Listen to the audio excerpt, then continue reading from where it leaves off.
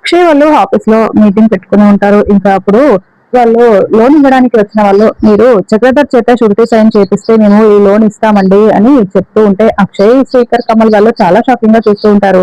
ఏంటి అలాంటి వాడి చేత మేము షూరిటీ సైన్ చేయించుకోవాలా? మాకు అలాంటి అవసరం ఏమీ లేదు, వాడు కాకుండా వాడు సైన్ చేయాల్సిన అవసరం లేదు అని అక్షయ్ వాళ్ళు అతనితో మాకేం అవసరం లేదు, మేము సైన్ చేయించమని చెప్తూ ఉంటారు.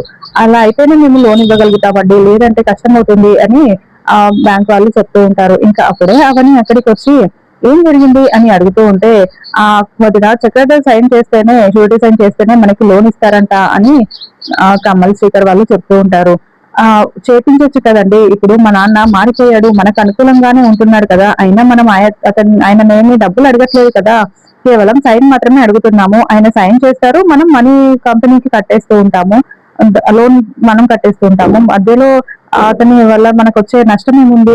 పర్వాలేదండి, ఒకసారి అడిగి చూద్దాము, మనం ఏదడిగినా కాదనేటట్టుగా అయితే ఆయన లేరు కదా అని అవన్నీ చెప్తూ ఉంటే ఇంకా అక్షయ్, కమల్, శేఖర్ వాళ్ళు అలాగే చేద్దాము అని ఓకే అని అంటూ ఉంటారు. ఇంకా అప్పుడే అవన్నీ ఇటుగా వేరే పని మీద వెళ్తున్నాను, ఒకసారి ఆఫీస్కి వెళ్ళొద్దామని ఇటు వచ్చానండి అని చెప్తూ ఉంటే మీరు వచ్చి చాలా మంచి పని చేశారు వదిన అని కమల్, శేఖర్ వాళ్ళు అవన్నీ పొగుడుతూ ఉంటే అవన్నీ సంతోషంగా చూస్తూ ఉంటుంది.